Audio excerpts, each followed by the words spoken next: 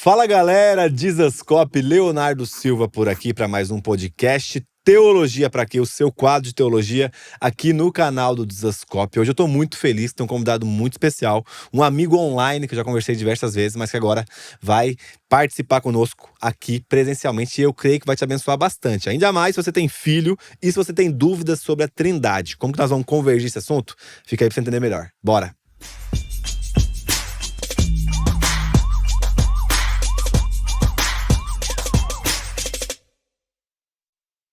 Tô aqui, Pedro Pamplona. E aí, Léo? É Pamplona. Pamplona, isso mesmo. Seja muito bem-vindo. Obrigado, eu que agradeço demais o convite, a oportunidade. Não, difícil tirar você de Fortaleza, cara? Não é tão difícil, não. É mais difícil agora com 3 filhos. É um pouquinho mais difícil. Não dá pra passar muito tempo fora. Muito bom, obrigado. Mas que bom te conhecer pessoalmente, cara. Muito bom, tô muito feliz também, muito feliz mesmo. Eu já tinha falado pra Nath tentar marcar com você diversas vezes, mas aí essa questão da distância atrapalhou e agora tô muito feliz de ter você aqui. Que bom. Meu amigo, deixa eu te falar uma coisa. Esse é o nosso quadro, então, onde a gente pensa teologia de forma muito aplicada ao dia a dia de pessoas comuns. E quando eu falo pessoas comuns, não são pastores e acadêmicos, mas o pai de família, a mãe, o irmão que está começando a sua caminhada na fé. E eu queria, então, começar fazendo a pergunta padrão do nosso quadro. Dentro da sua perspectiva, qual é o fim da teologia? Para que a teologia serve para a vida do ser humano? Ótima pergunta, cara. Vamos começar com essa, que essa é muito boa, muito importante. Acho que todo crente precisa ter um rumo nessa resposta aí. Em resumo, eu diria que teologia serve para nos aproximar de Deus e para guiar as nossas vidas. Nós temos, nas grandes religiões, assim, principalmente que lidam com figuras divinas, nós temos um tripé que o pessoal chama de divindade, culto e moralidade. Então, se a gente pegar essas 3 coisas aqui, a religião cristã se baseia nessas 3 coisas, nós temos o divino, nosso Deus, nós temos o culto, como nós adoramos, como nós prestamos culto a essa divindade, e nós temos a moralidade, construída a partir dessa visão de Deus, construída também a partir do culto que nós temos aí, nós temos a moralidade da vida, a ética da vida, a forma de viver e viver a vida. Então a teologia impacta nessas 3 áreas. Então eu preciso saber quem Deus é. Qual é o meu Deus? Qual é o Deus que eu creio? Qual é o Deus que eu adoro? Porque conhecer a Deus já traz implicações sobre como eu devo viver. Então, Deus quer assim, Deus gosta assim, Deus é assim, esse é o caráter de Deus. Então, a teologia nos apresenta tudo isso. A teologia nos apresenta a forma como Deus deseja ser adorado. A teologia nos dá uma forma correta de adoração, de liturgia, de aproximação de Deus, de comunhão com a igreja. É a teologia que guia tudo isso a partir da divindade. E essas 2 coisas, quando a teologia molda a nossa visão do divino e a nossa prática de culto, ela molda obrigatoriamente a nossa visão de vida e a nossa prática de vida. Então, nessa moralidade, nessa ética, nesse propósito de vida, é a teologia que vai responder aquelas perguntas que a humanidade faz. De onde nós viemos, para onde nós vamos, qual é o nosso propósito aqui, o que nós estamos fazendo, quem eu sou, qual é a minha identidade. Então, nesse tripé, nós precisamos da teologia, do estudo sobre Deus, do olhar para Deus, para entender o Senhor, a vontade dele. Então, estudando a teologia cristã, a partir da Bíblia, nós entendemos, tanto a criação, o universo, Deus, como adorá-lo e como viver. E nós encontramos propósito, que é o que falta para as pessoas hoje. As pessoas hoje carecem de identidade, de significado, de propósito, da motivação certa para viver, do objetivo certo de vida, do porquê eu me levanto todo dia, o que eu estou fazendo enquanto eu faço essas coisas da vida. As pessoas carecem muito disso. O mundo tem dado respostas perigosas, respostas erradas sobre isso. Muita gente assumindo identidades erradas, propósitos pequenos demais não trazem satisfação. E a boa teologia nos aponta para tudo isso. Nós temos uma vida plena, saudável, com a visão correta de Deus, do culto e da vida. Muito bom, muito bom.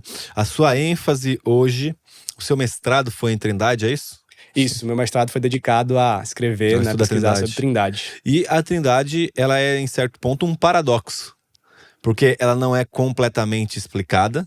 Eu lembro uma vez que a gente estava até conversando que nos falta exemplos, porque a galera usa geralmente os estados da água. Sim. Mas não cai porque não tem relacionamento. A galera usa também... o pessoal usa o sol, usa o ovo, às vezes, o ovo, isso. A gema, a clara e a casca. Cai, e até cai em pontos graves de algumas heresias. Exatamente. Hoje, quais são, na sua perspectiva, ou quais são os maiores erros em relação à compreensão da Trindade? Cara, tem uma frase muito boa para introduzir isso, que é uma frase que às vezes colocam aquelas frases que ninguém sabe a origem. Até já fiz um estudo sobre a origem dessa frase. Eu sempre coloco Agostinho ou Spurgeon. Ou então C.S. Lewis, Clarice Lispector. Você bater um monte de coisa, né?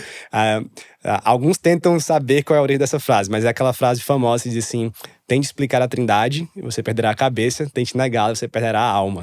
Né? Então a Trindade é um mistério, né, em certo sentido. Nós podemos adentrar um pouco nesse mistério e conhecer à medida que a Bíblia revela sobre a Trindade, mas ela nunca deixará de ser um mistério para nós, pelo menos deste lado aqui da vida, né? Então, isso é bom. Quando eu escrevi sobre Trindade, eu começo dizendo que o mistério não é um problema, o mistério é uma dádiva, porque Deus ser misterioso em algum sentido é que nos diz que realmente ele é Deus, ele é maior do que nós, ele é transcendente, né, como a gente usa na teologia. Ele transcende nosso entendimento, nosso pensamento, ele tá para além, tá para maior. Ele se deu a revelar a nós não conheceríamos, né? Então nós temos esse mistério que é dádiva. Então a gente não precisa estar preocupado em, assim, preciso entender sobre a Trindade, preciso entender tudo sobre a Trindade. Como eu coloco na minha cabeça que 3 pessoas são um só ser divino, né? Então se você for com esse tipo de pensamento, né, você vai ter muitos problemas. Então fique com as verdades bíblicas e a maneira como Deus se revela e se deleite no mistério, né? Que não é assim, não é um conhecimento errado e lógico que a gente faz de conta que não existe para entender Deus. Não, é um mistério divino. A gente tem verdades que a gente vai até um certo lugar de revelação, depois fica perigoso tentar explicar. Foi o que criou as heresias, né? As heresias surgem quando a gente quer explicar demais os mistérios de Deus. Né? A gente fica tentando encontrar analogias, fica tentando encontrar explicações, e aí surgem as heresias. O McGrath, ele, inclusive, no livro chamado Heresia, ele fala que o mistério existe também para preservar a doutrina. A gente chega numa área que a gente diz assim, não dá mais para caminhar aqui, não tem mais revelação de Deus aqui. A gente chegou onde poderia chegar. Se a gente avançar, nós estaremos num campo minado, poderemos pisar, né, e ter heresias. Né? Então, a gente precisa ter essa consciência, e a partir de como a Bíblia vai se revelando, de como a Bíblia vai mostrando a pessoa do Pai, do Filho e do Espírito Santo, a gente ir entendendo a existência deles, a divindade deles, a relação deles, né? À medida que a Bíblia vai falando sobre eles dentro da grande narrativa bíblica, né? Então leva tempo, tem que ter estudo bíblico, paciência, né? Não é esse bicho de 7 cabeças todos, mas a gente precisa ter alguns cuidados para estudar a Trindade, lendo bons livros, fazendo cursos de teologia. A palavra Trindade não está nas Escrituras, né? Não está nas Escrituras. Da onde foi fundado ou da onde foi tirada a palavra Trindade? Ou quando foi formulado, melhor? Isso. A gente sempre remete a Tertuliano. Né? Tertuliano seria o cara que cunhou esse termo Trindade e outros termos também importantes da teologia. Então ele usou esse termo trinitas, né, para falar sobre Trindade, e aí pegou, né, na história e ficou esse termo Trindade. Alguns usam isso para dizer, tá vendo, não tem um termo na Bíblia, então não tem a doutrina na Bíblia. Isso é bem problemático, porque vários termos teológicos que a gente usa hoje não tem na Bíblia, né? Foram construções teológicas que vieram para resumir alguma doutrina, para explicar alguma doutrina, para nomear algum tipo de pensamento, né? Isso não tem problema nenhum nisso, né? Que remetem a ensinos bíblicos, né? Que a gente usa alguma palavra, algum termo teológico, né? Então tem várias doutrinas com isso, não só a Trindade. Então é um pensamento esquisito, né? Para se ter, a gente tem que ter cuidado de não tratar a Bíblia como um dicionário. Né? Que não foi a proposta foi escrita, né? Tem que ter a palavra lá e tem que ter um texto que defina, porque senão eu não acredito, senão não é verdade. E a Bíblia não é assim, né? A Bíblia é um livro de narrativas, de uma grande narrativa, de várias narrativas, e com até mesmo as cartas e outros textos que são mais teóricos, mais explicativos, são escritos dentro dos seus contextos de necessidades da época que Deus usou para abençoar a igreja de todas as épocas, né? Então, o debate sobre Trindade foi evoluindo ao longo da história, os termos foram evoluindo, foram sendo criados, os credos, os concílios, tentando resumir doutrinas bíblicas. Aonde eles erram, a gente pode dizer que eles erram, né? E aonde eles acertam, e esses credos e concílios que hoje a gente conhece porque eles foram passados de geração em geração, porque eles acertam.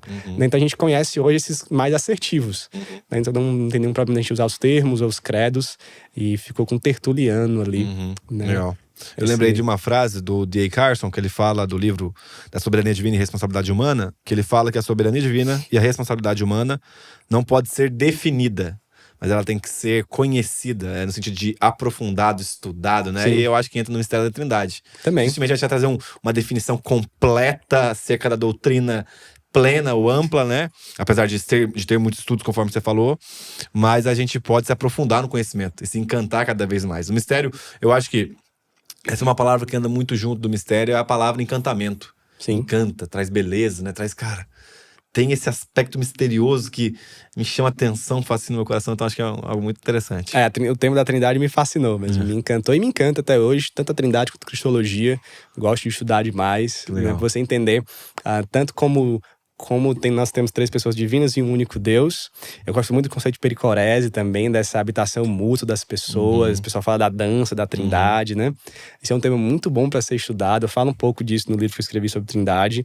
E também me fascina pela dupla natureza de Cristo, né? De como uma pessoa, um ser humano, 100% humano, tem essa dupla natureza, tanto humana quanto divina.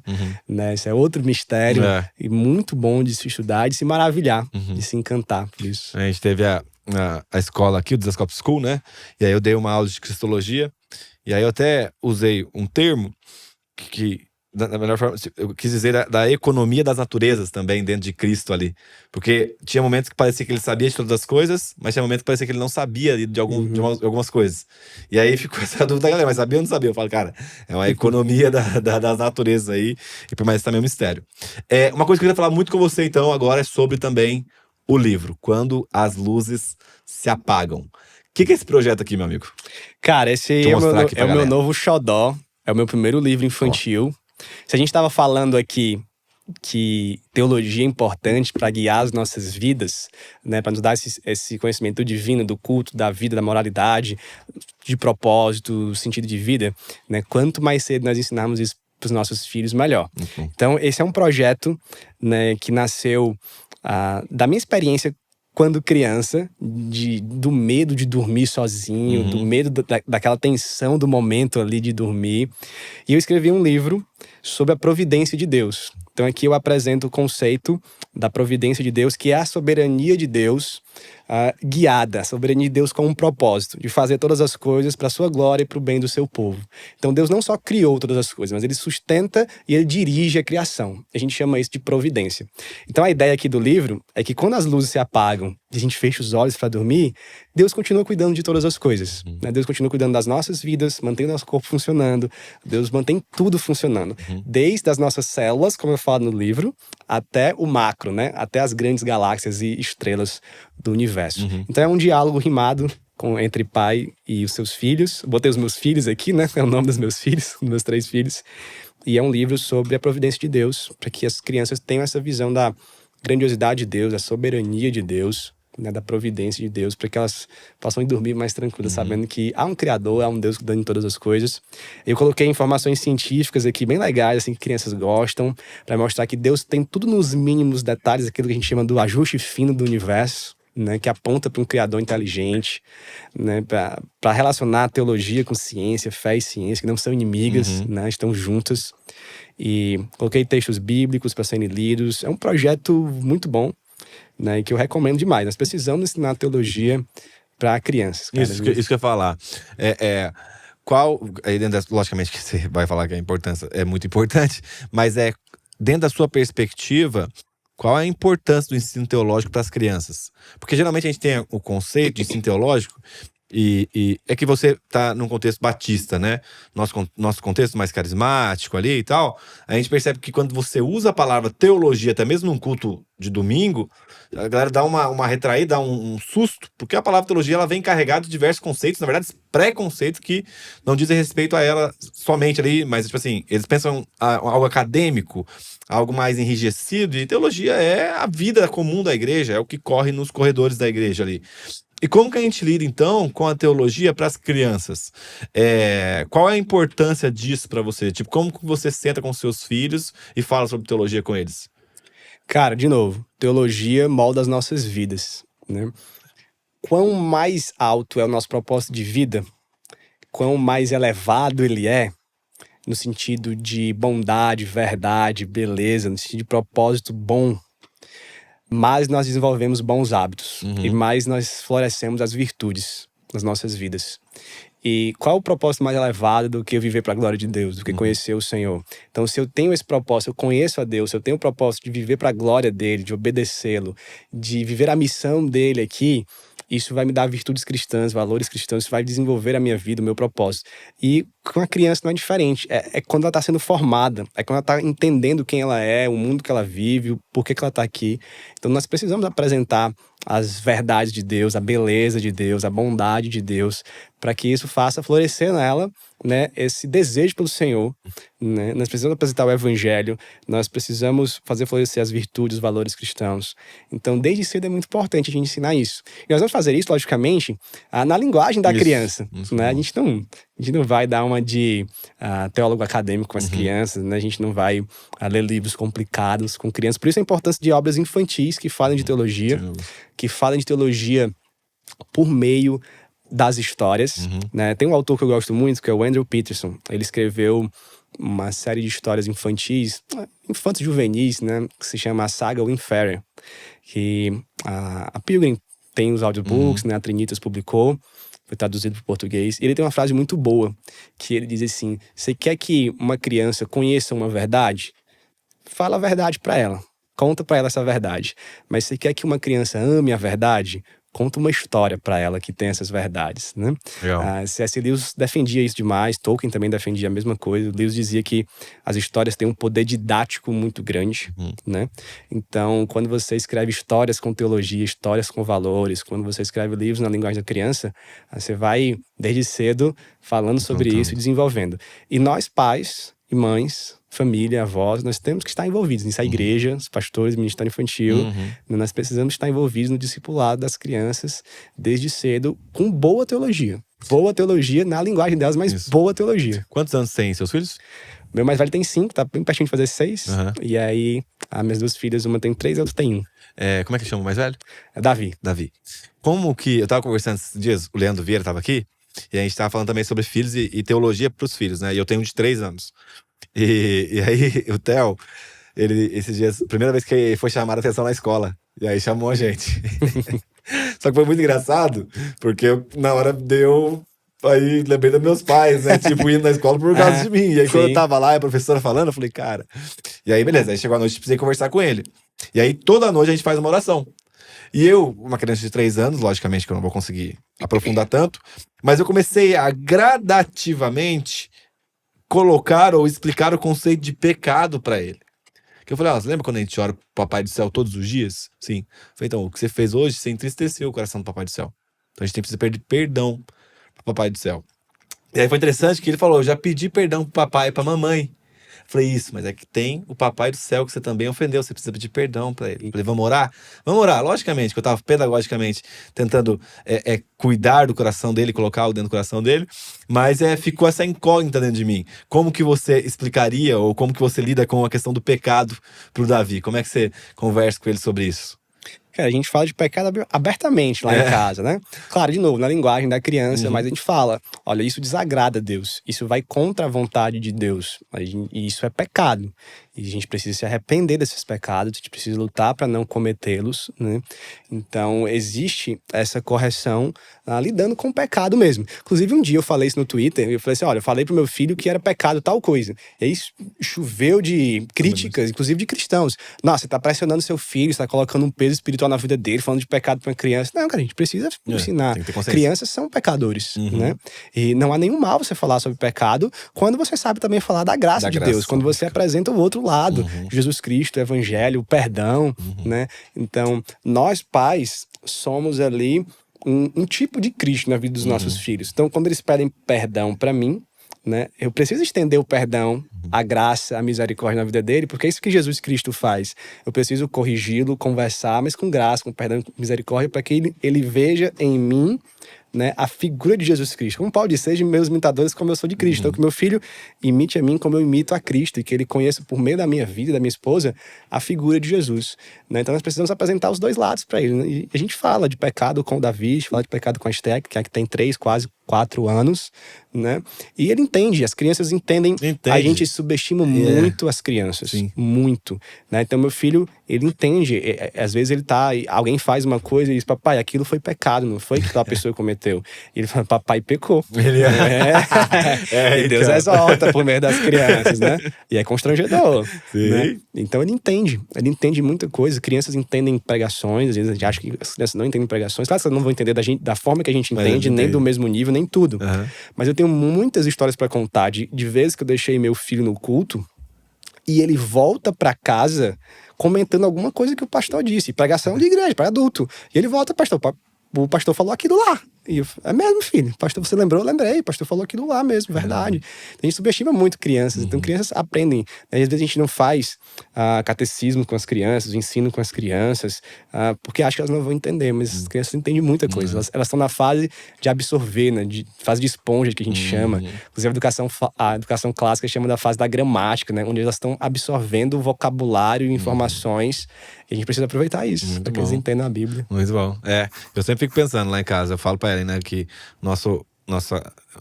desde o início a gente ficava pensando em construir um ambiente de graça e de verdade. Então, sim, está perdoado, mas isso é pecado, isso é errado. A gente precisa lidar com isso. E uma coisa também que a gente sempre pensa muito em casa é o aspecto do relacionamento redentivo. Então a gente fez um combinado lá. Isso vai claramente absolver o Theo, né? A gente nunca faz uma crítica um ao outro se eu não estou disponível a auxiliar aquela pessoa dentro dessa dificuldade. Então, um exemplo, né? A Ellen vem falar comigo alguma coisa e aí ela fala, você errou nisso e eu estou disponível a te ajudar a vencer isso. Porque eu acho que fica, senão, uma guerra dentro de casa nesse aspecto. Tipo, você não sei o que, não sei o que. Beleza, eu sei quais são as minhas áreas de fraqueza. Você sabe, né? Sua esposa sabe, minha esposa sabe. Mas a questão é, o que nós vamos fazer a partir disso? Então é sempre isso. E eu quero que o Theo cresça num ambiente muito como você falou. Agora, uma das coisas também que eu vejo você falar muito é ficção, né? E a gente sempre pensa em Tolkien e C.S. Lewis quando a gente pensa em ficção. Mas você é um cara que gosta de Harry Potter. Gosto muito de Harry Potter. Harry Potter. E como que se dá esse diálogo aí? Como que você lida em relação também às críticas que fazem sobre o seu costume de assistir Harry Potter? Cara, quem foi crente, criança, jovenzinho na década de 90, no começo dos anos 2000, aprendeu muito sobre essas coisas de uma forma que eu acho exagerada e errada. Então a gente foi muito bombardeado com ensinos anti-Disney, anti-Harry Potter e anti qualquer coisa que tivesse... Xuxa. Várias coisas, cara. Várias coisas. Qualquer coisa que envolvesse algum tipo de magia, de poder sobrenatural, né? Eu lembro que eu tive um pastor, a gente era de uma igreja, e que quando lançou o filme Nárnia, eu não sabia, eu era novo, né? E não conhecia C.S. Lewis. E quando lançou Nárnia, eu pesquisei. O pessoal disse, é um filme que tem um autor cristão, é um livro cristão. E eu pesquisei quem é C.S. Lewis. E aí fui ver, C.S. Lewis escreveu outros livros e tal, muito conhecido. Eu disse, poxa, que legal, quero assistir Nárnia, então. Né? Isso criança, né? No início da adolescência, talvez, dessa fase de transição. E aí o pastor disse que a gente não podia assistir, porque era do diabo. Era um filme demoníaco. E ele dizia que era demoníaco porque tinha animais falantes e magia. De algum tipo de magia, era um mundo mágico, né? Então isso era muito associado com coisas diabólicas. E é um livro do C.S. Lewis, né, cara? É um livro cristão, né? Que tem Aslan ali como Deus e tal. Então, a gente era bombardeado demais nisso. Isso melhorou muito, né? Claro que tem gente que ainda pensa assim. E às vezes nós estamos com... Às vezes é preciso fazer filtro na cultura pop, em várias produções, né? Não vamos aceitar tudo. Existem pregações que nós precisamos fazer filtro. Exatamente. Imagina a cultura. Imagina a cultura. Mas eu creio que nós devemos aproveitar demais de grandes histórias, né? E que quando nós falamos de histórias mágicas, histórias que têm elementos sobrenaturais, nós precisamos lembrar que nós temos uma fé sobrenatural e que nós somos seres dentro de uma grande narrativa de Deus e que nós temos vários desses eventos sobrenaturais e que essas grandes histórias são emulações daquilo que nós temos na Bíblia. Todo ser humano tem esse senso do divino dentro de si, tem esse senso de que nós estamos vivendo uma narrativa, porque foi assim que Deus nos criou. Deus nos criou para isso. Inclusive, o Tolkien fala muito sobre isso, né? O conceito dele de subcriação, de narrativa, de história, né? Se você ler Árvore e Folha e o artigo que ele tem lá sobre os contos de fada, ele vai falar disso. Tolkien também, o C.S. Lewis também fala muito sobre isso, dessa ligação que nós, como narradores, escritores, leitores de histórias, que assistimos grandes histórias, Jornada do Herói, por exemplo, nós temos essa conexão, né? Então eu gosto muito dessa área, nós cristãos podemos aproveitar muito disso. Como eu falei aqui, né? Se você quer amar uma verdade, assista uma história, leia uma história que tem essas verdades, né? E Harry Potter é um livro, né? Eu gosto muito mais dos livros do que dos filmes, né? Ele é um livro sobre amor sacrificial. Esse é o grande tema de Harry Potter, né? Ele usa a magia como background para falar sobre amor sacrificial. Quem leu Harry Potter sabe disso. Inclusive, os filmes, eles falam sobre isso também, mas eles falam menos que os livros. Quem só assistiu os filmes não sabe, mas a Tolkien...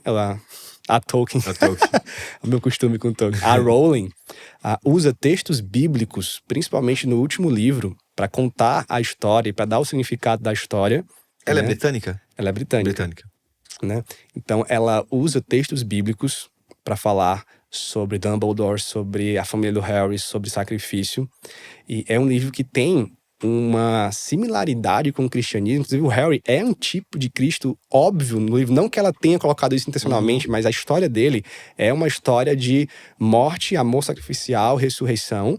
Né, é uma jornada do herói assim, bem parecida com Cristo mesmo. E tem muitos valores legais que nós podemos aprender lá em Harry Potter, né? Então, quando você lê o livro, você vê essa pegada, assim, muito parecida com a narrativa cristã. E é uma história muito boa, acho que a Rowling foi muito feliz quando ela escreveu, né?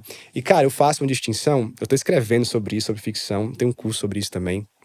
E no curso que eu dou e no que eu tô escrevendo, existem dois tipos de magia, se a gente fosse falar assim, né, de sobrenatural e de magia. Eu li isso num livro, não é uma ideia minha. Eu tento popularizar essas ideias, né, trazer para o português, que é a magia encantacional e a magia invocacional. Então nós temos magia que é o tipo de magia que a Bíblia condena, que é a magia quando você vê ali no paganismo, no Antigo Testamento, adivinhação, magia, quando você vê a magia também sendo usada no contexto do Novo Testamento, às vezes os encontros de Paulo com o mago lá, com o mágico, são magias que invocam o mundo espiritual, deuses, demônios, para que esse mundo espiritual faça algo sobrenatural que traga benefícios para nós. Então, nós temos essa magia de invocação. E nós temos a magia encantacional. Que magia é essa? É a magia das ficções. É a magia de que nós não invocamos nada, mas é um poder que está inato ao homem. Né? Naquele mundo, a magia existe por si só. É um mundo mágico. É o mundo do Gandalf, porque ele é um mago. É um mundo onde tem os elfos. É um mundo onde os seres humanos vivem mais. Os elfos vivem para sempre. É um mundo como Nárnia, onde os animais falam, é um mundo onde pessoas têm poderes, é um mundo como o de Harry Potter, que eles são bruxos ou magos que têm os seus poderes naturais. Então, o mundo de Harry Potter é um mundo de magia encantacional. Você não vê em nenhum momento um espírito sendo invocado, um demônio sendo invocado, uma divindade sendo invocada para nada. Nem Voldemort faz isso. Ele é alguém que tem uma magia inata dele que usa para o mal. Como os outros usam pro bem. Então, há essa diferença de tipos de magia. A magia que a Bíblia condena é uma magia pagã. É a tentativa de manipular o mundo espiritual, né, pro nosso benefício. E a gente deve condenar isso, né?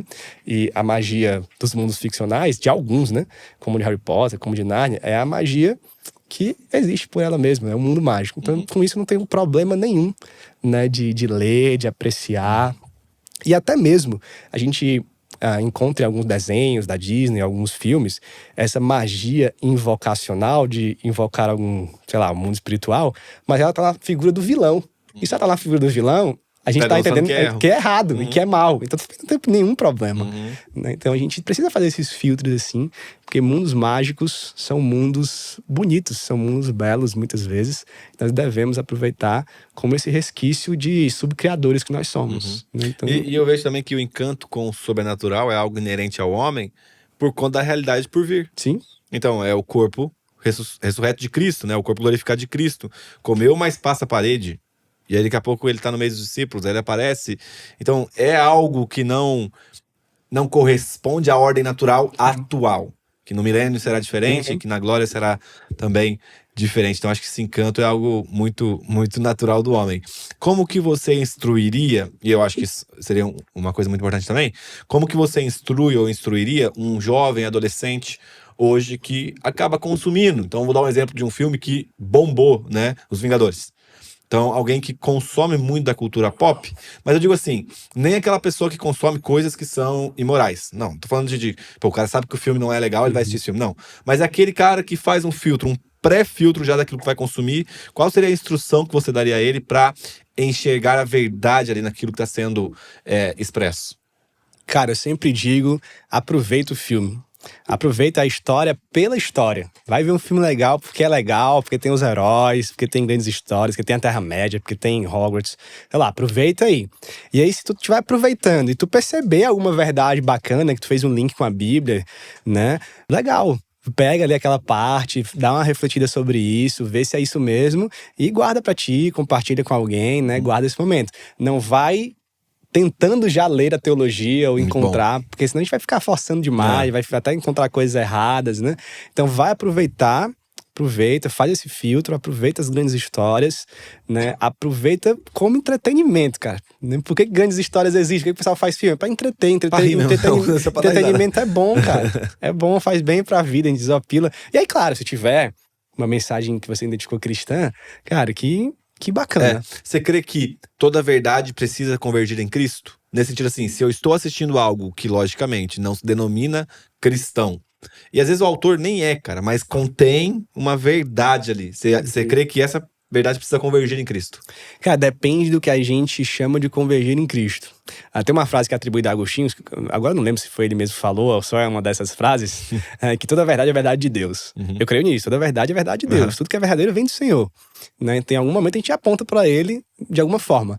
Mas não necessariamente eu tenho que fazer um link diretamente com a pessoa de Jesus Cristo, entendeu? Como eu fiz aqui do Harry e de Jesus. É um link bem claro, mas não diretamente eu preciso sempre fazer um link com a pessoa de Jesus. Eu não creio nisso nem na hermenêutica, às vezes a gente quer que todo texto aponte direta. É claro que todo texto aponta para Jesus no sentido canônico, teológico. Contribui para tudo, né? Contribui para a mensagem central que é Jesus Cristo, mas nem todo texto bíblico aponta diretamente para a pessoa de Jesus. Então, ainda mais um filme. Ainda mais um filme, assim, né? Mas há valores importantíssimos. Eu uso muito o exemplo de quando você quer ensinar coisas para crianças, para jovens, para qualquer pessoa, né? Como a gente falou do potencial didático. Então, se eu pedir para a gente definir aqui o que é amor, ou o que é coragem, o que é amizade, a gente vai tentar aqui falar. Paz, amor é isso, amor é aquilo. Coragem é isso, vencer o medo e tal. Amizade, o que é amizade? Só que, cara, se você assistir O Senhor dos Anéis e você olhar a relação de Frodo e Sam, você sabe o que é amizade. E se você olhar para o Sam, você sabe o que é coragem. E não você só sabe, mas você deseja aquilo. Você ama aquilo, você se empolga. Poxa, eu quero ser como Sam foi. Eu quero ser com aquele cara de assim, Frodo, eu não posso carregar o teu fardo, mas eu posso te carregar enquanto você carrega o teu fardo. E você olha assim, quero ser esse cara. Então você vai definir amizade, eu não sei muito bem o que é, mas eu quero ter o relacionamento que o Harry, Ron e Hermione têm. E eu quero amar como eles amaram uns aos outros ali, né? E, poxa, isso aí é legal. Eu quero viver isso, eu tô me empolgando por isso. Então, as histórias, né, têm esse poder didático, não só de ensinar a verdade, mas de nos empolgar para amar a verdade e desejar aquela verdade. Legal. É engraçado que o Theo, vendo isso mais uma vez nos filhos, né? Ela assistiu Homem-Aranha, daqui a pouco parece que ele transforma o Homem-Aranha em casa. Aí ele assistiu o Hulk. Esses dias ele assistiu um desenho do Hulk. Aí ele nem assiste muito TV, que a gente não deixa muito. Mas aí ele tava assistindo o Hulk. Aí eu tava sentado, tomando café assim e tal. Aí ele veio, Thanos malvado. Aí começou a me dar um soco, né, na perna, brincando. Aí eu falei, não, cara, eu sou Homem de Ferro. Eu sou Homem de Ferro. Aí ele parou assim... Homem de Ferro malvado. E com isso, ele só queria ser o Hulk. Ele queria bater alguma coisa. E aí eu comecei a perceber, cara, como que o poder da narrativa na vida de uma criança, né? E a gente precisa até ser mais intencional em relação a essa questão das histórias. Às vezes, lá em casa, a gente não conta uma história bíblica à noite, mas a gente conta a história com um princípio bíblico por trás. Então eu uso personagens reais e com alguma moral, com algum aspecto cristão dessa história para que fique gravado na mente dele. Uma coisa que você falou agora, esse tempo atrás aí, e até acho que é um ponto muito importante pra galera que assiste a gente, seja pai, ou então seja a própria pessoa que vai entrar na universidade, é em relação à vida universitária e seus desafios. A vida universitária e os seus desafios. Hoje, qual instrução que você daria para um jovem que talvez está entrando numa universidade pública ou seja particular, no que diz respeito à preservação e o cuidado da sua fé? Seja para esse ambiente, para qualquer outro, mas vamos falar desse porque esse realmente é um ambiente, a gente não pode negar, bem problemático nos dias de hoje. Um ambiente, às vezes, dependendo do curso que você faça, bem antagônico ao cristianismo, né? Eu recebi uma jovem no meu gabinete mês passado que veio relatar sobre os ataques que ela sofria do professor no curso de psicologia, de uma perseguição mesmo ao cristianismo, de deboche do cristianismo, de um tipo de preconceito religioso mesmo, de ofensas religiosas mesmo, que ela estava pensando, eu faço alguma coisa, denuncio, né? E ela estava enfrentando esse problema. Então, alguns ambientes são bem antagônicos mesmo, né? Hostis ao cristianismo, é inegável. E eu diria que o jovem, aquele que está na universidade, ele precisa viver a igreja intensamente. Ele precisa estar debaixo de um pastoreio sério, ele precisa estar vivendo discipulado, ele precisa das amizades cristãs, ele precisa de um corpo ali de Cristo, né, orientando ele. E ele precisa muito do evangelho. Precisa ser um convertido real. Eu creio que se ele é convertido, o Espírito Santo habita nele, o Espírito Santo vai guiá-lo e vai protegê-lo. Ele precisa conhecer as verdades de Deus, conhecer um pouco de apologética, né? E ele precisa estar bem firmado no básico do cristianismo, nos conhecimentos básicos, nas práticas básicas do cristianismo. E, principalmente, ele precisa ter uma luta ali contra o pecado. Não sei na sua experiência, mas na minha experiência, o que mais afasta as pessoas de Deus na faculdade não são as ideologias, mas é o pecado. É o pecado. Pecado sexual, outros pecados, a vida de festa, de farra, promiscuidade. Mas claro que a ideologia pode afastar também. Eu vivi a mesma coisa na faculdade, mesmo algum tempo atrás, né? Eu entrei... Eu era virgem e eu era menor de idade e o pessoal brincava que o objetivo da turma era que eu perdesse a virgindade e mesmo sendo menor. E se você ter uma ideia, a gente fazia muitas viagens para aulas de campo e o pessoal depois das viagens iam para casas noturnas de striptease, bordéis, e o pessoal me chamava para ir, dava cortesia, o próprio professor dava cortesia para os alunos para ir. E, cara, as mulheres se atiravam em cima dos homens. E o que me fez me sustentar lá foi a minha fé. E porque na minha turma tinha um crente, e tinha um crente sério. E toda vez que a tentação vinha, eu olhava pra ele, ele olhava pra mim. Ele sabia, aquele cara é crente, eu sou crente também. E eu não vou decepcionar Deus, nem vou dar mau testemunho pra aquele cara ali, porque aquele cara sabe quem eu sou, ele sabe que eu sou crente. Então, a presença da igreja, tanto na universidade quanto na própria igreja, né, você tendo prestação de contas, você sendo pastoreado, discipulado, isso é muito importante, né? Isso é muito importante. Se você é aquele tipo de cristão que frequenta a igreja, mas está vivendo ali à margem, vai no culto, mas não trata dos seus pecados, não tem um acompanhamento pastoral, não tem um discipulado, cara, você vai sucumbir na faculdade, porque você está vivendo à margem aqui de uma coisa, que é o cristianismo, e na faculdade você vai ter que mergulhar lá. Você vai passar muito tempo lá, você vai estudar muito, as pessoas vão estar com você lá. E quando você vive à margem aqui da igreja e mergulha em outra parada, é essa parada aqui que vai te consumir, né? Então a gente precisa viver igreja intensamente nas verdades de Deus. E eu acho que um pouco de apologética básica sempre ajuda, assim, nessas questões mais ideológicas, né? Quando eu fiz faculdade, foi Mackenzie, então era cristã. Ainda que, logicamente, tinha os professores ali, e eu lembro que na época eu tinha uns dois amigos ateus, assim. Eu sabia que tinha mais gente na sala que era ateu, mas dois que ficou mais próximo. No intervalo a gente tava junto. E aí eu lembro que um deles, até a gente fez o TCC junto. A gente falou do ensino de filosofia em espaços não escolares. E aí ele falou assim, cara, eu quero falar do ensino de filosofia em comunidades, em favelas aqui de São Paulo. Eu falei, cara, eu quero falar do ensino na igreja. Você quer entrar comigo nessa? Eu sei que você não crê. Ele, não, bora, vamos lá e tal e tal. Bom, resumindo, ele não se converteu, mas eu percebi que aquilo que eu estava trabalhando no TCC, e eu comecei a usar o Pierre Hadot, que traz um aspecto da filosofia mais prática, mais na vida, mais aplicada. Ele não é crente, né, mas traz mais nesse aspecto. Eu citei também Agostinho, peguei um pouco também do livro do Jonas, do Inteligência Humilhada. Abriu os olhos dele em relação a uma outra perspectiva de igreja. Uhum. Porque, às vezes, o cara que é ateu, o cara que é cético, seja lá qual for a corrente dele, a raiva dele é mais contra a instituição do que a igreja em si como corpo de Cristo.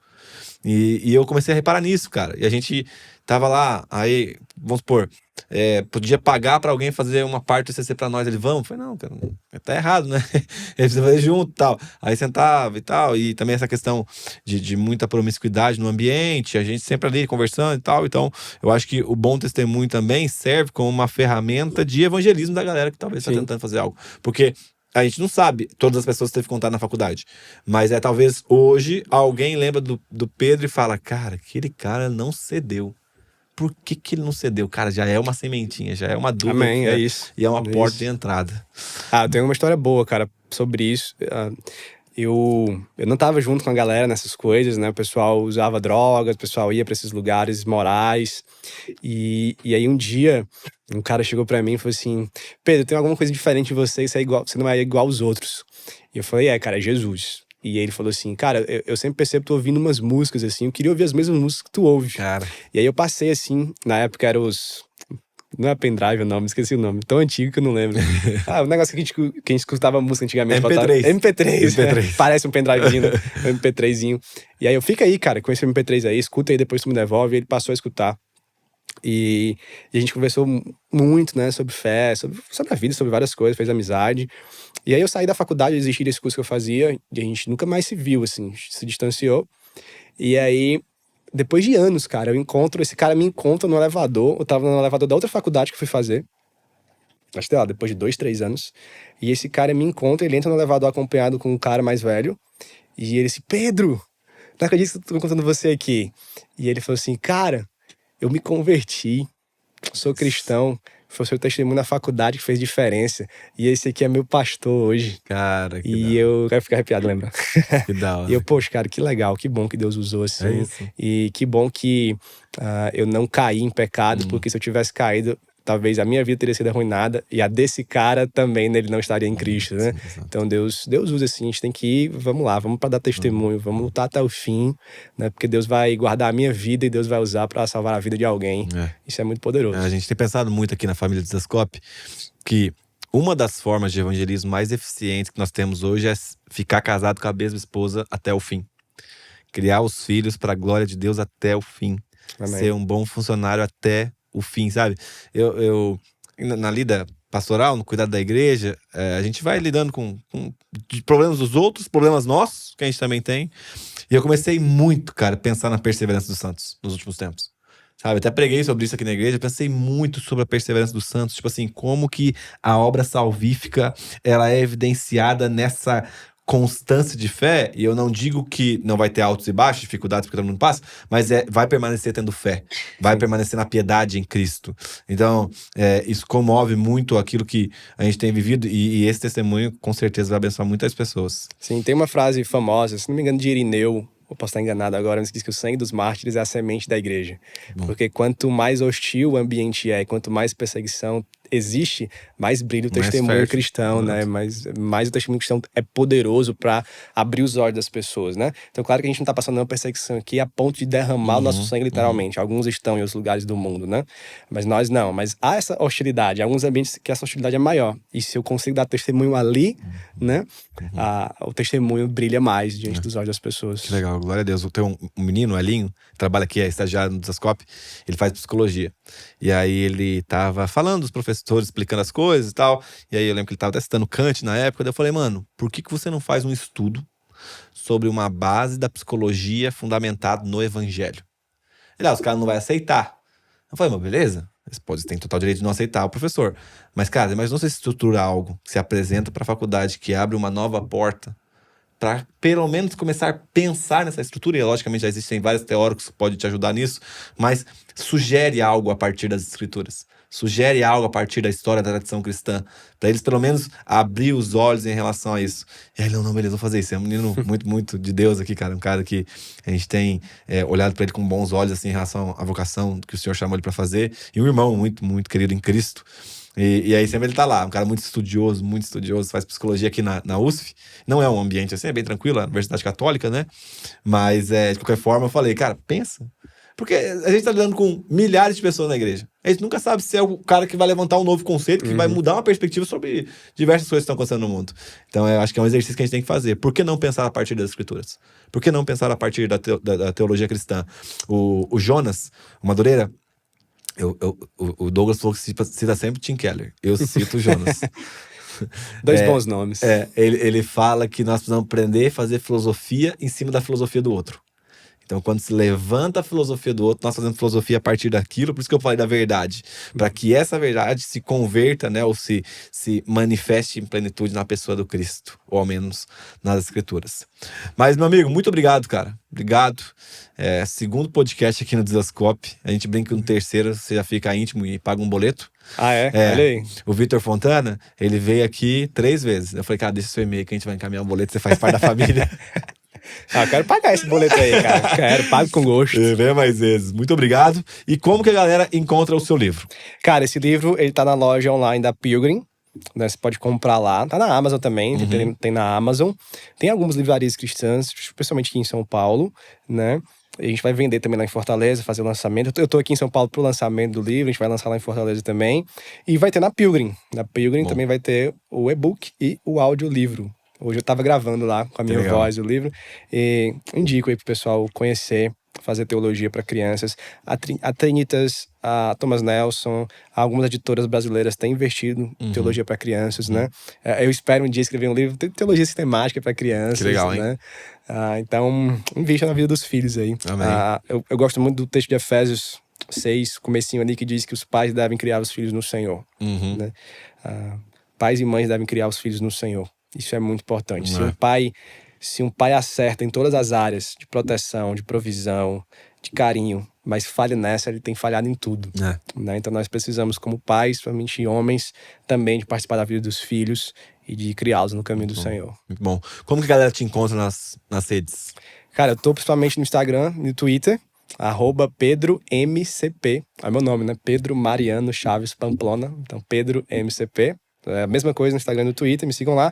E eu tenho um podcast também, que é a Biblioteca Pamplona. Falo dos meus livros, dos meus estudos, de temas do momento. E você pode assistir, ouvir, né? É só áudio, ouvir no Spotify, principalmente. Ou tem várias plataformas também, Google Podcast, Apple Podcast, só procurar lá. Show de bola. Obrigado, mano. Valeu, cara. Valeu, Léo. Mais vezes, sempre que estiver em São Paulo, sem dúvidas aqui. Uma casa, e vai ser muito legal quando você vier aí poder dar um pulo na escola pra falar com os alunos lá também. Vai ser bem marcar isso. Um dia. Muito bom. Muito obrigado pra você que ficou até o final. Não se esqueça de deixar o seu comentário, seu feedback. E, aliás, pode deixar aí sugestões de pessoas que possam participar dessa mesa de comunhão, dessa mesa de diálogo com a gente. No mais, Deus abençoe você e não se esqueça jamais a sua vida. Você é uma cópia de Jesus. Obrigado.